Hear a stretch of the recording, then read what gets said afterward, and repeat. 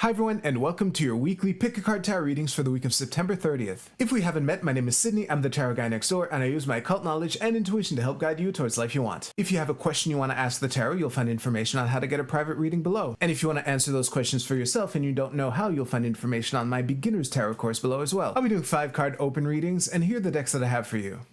We have the Borderless Rider-Waite-Smith with Citron, the Astro Matrix Tarot with Mahogany Obsidian, and the Tarot de Marseille with Red Jasper.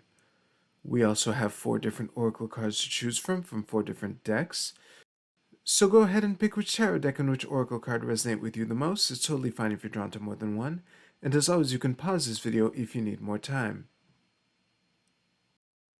As always with collective readings, take what resonates with you and leave aside what doesn't. If you want to jump straight to your reading, you'll find timestamps below. And with that, let's go right to the readings. Alright, Group 1, let's see what we have for you for this week. Oh, the 8 of Swords reversed.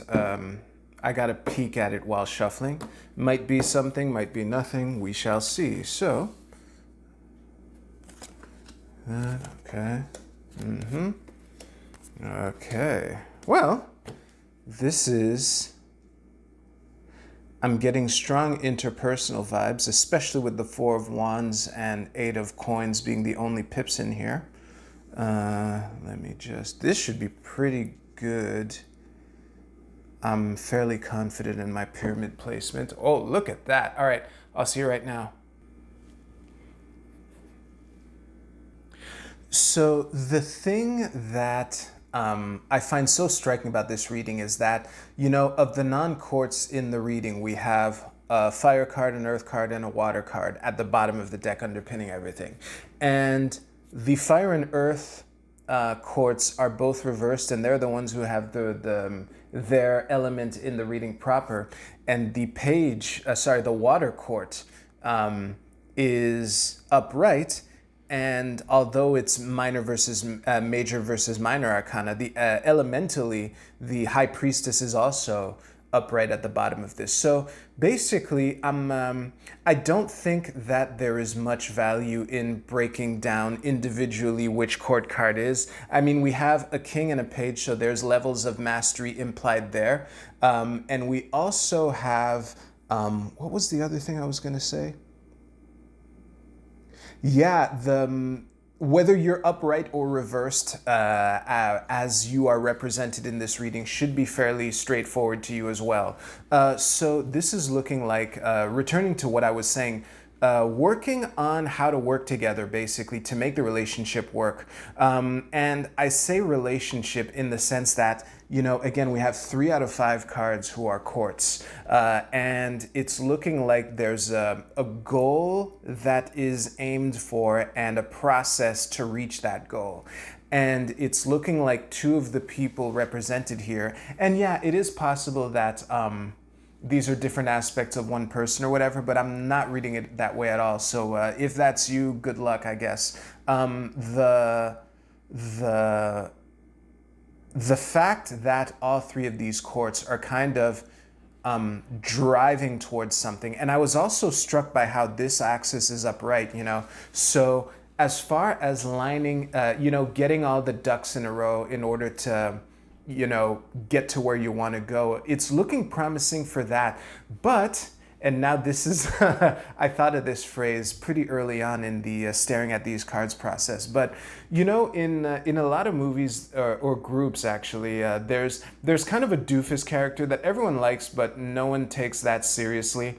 And it's looking like the week for the doofus to take charge, or at least for the doofus to prove that they weren't that dumb all along. And I think that if you're the doofus in this metaphor, it should be pretty clear that I don't mean this as an insult, you know?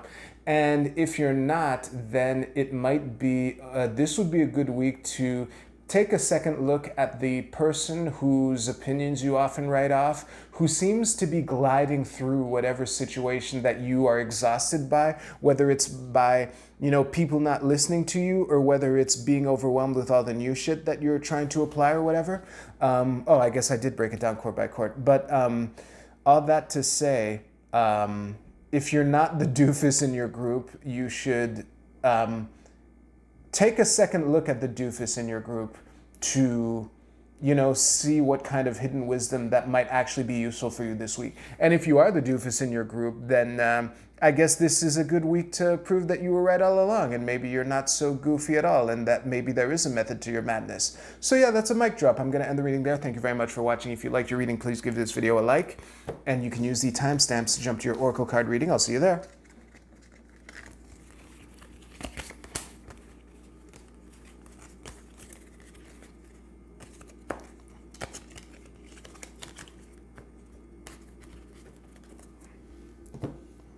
Ah, shit. Group 2, unfortunately, I moved the pyramid a little while reaching for your deck. So now all bets are off, but let's see what we have for you for this week. Okay, yeah, talk about having the world upside down, but enough about me.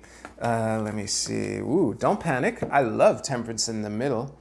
Longtime viewers will be completely unsurprised by that. How did I do at eyeballing where the pyramid was? Ah, pretty good, actually. All right, I'll see you right now. All right, group 2, speaking of longtime viewers, I'm going to sound like a broken record again because there's something that I say all the time in these readings, and this is a very blatant example of the thing I say all the time. So I'm going to say it for the millionth time. It's when you're on the verge of a breakthrough with the threshold card here that the doubts and self-doubt and creepy crawlies in your head are the loudest. And I think that, and I'm also tying the King of Cups reversed in this, like the getting knocked off of your game, also the world reversed, like come on.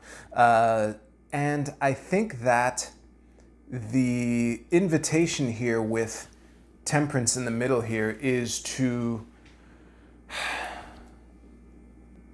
don't be so serious, I think, is the invitation here, because the the thing with the energy of temperance in general is how there's an effortlessness in this angel here. It's doing the impossible and making it look easy. That's what I love so much about the card in general.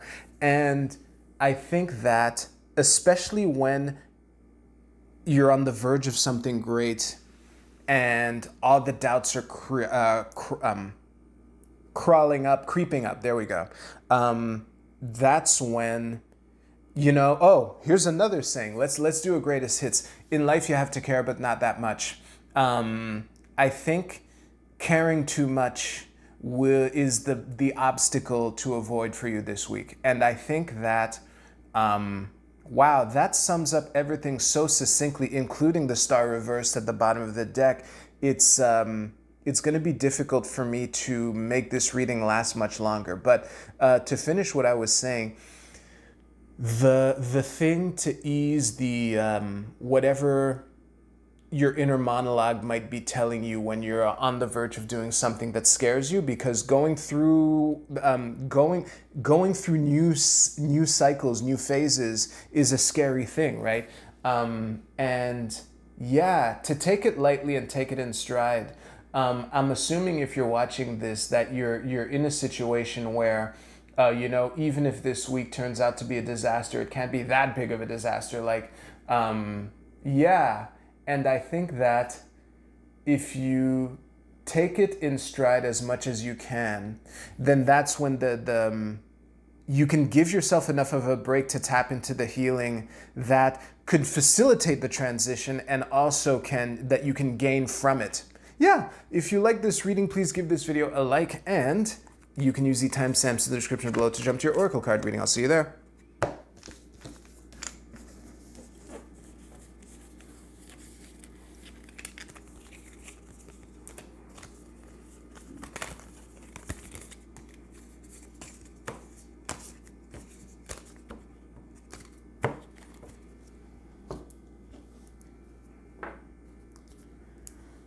All right, group 3, let's see what we have for you for this week.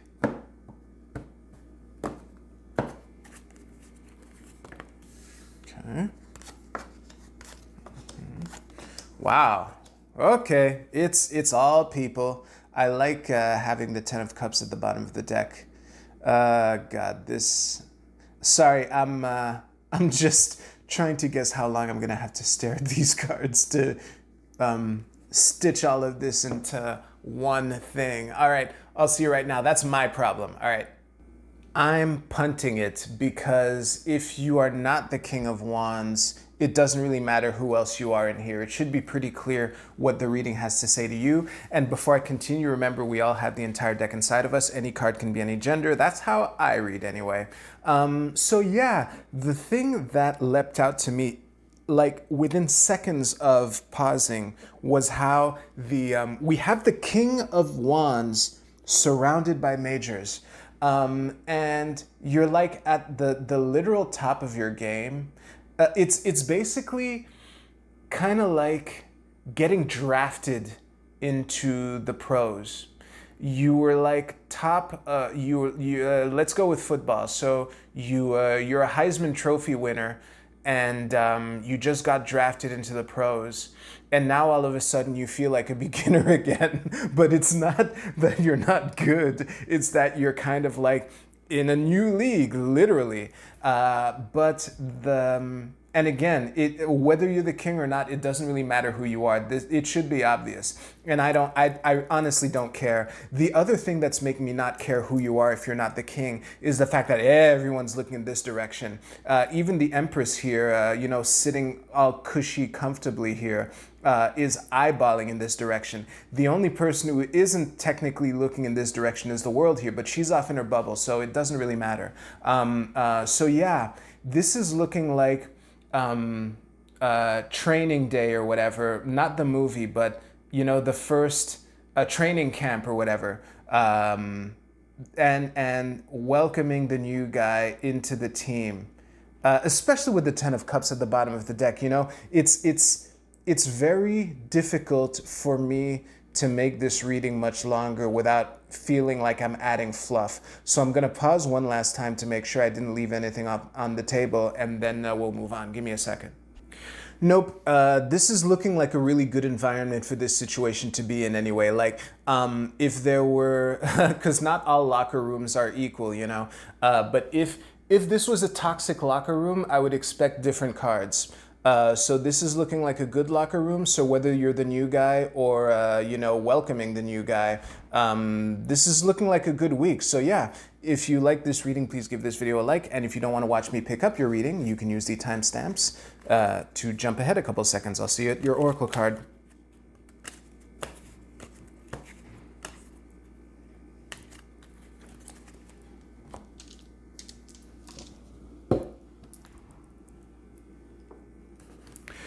All right, let's see what we got.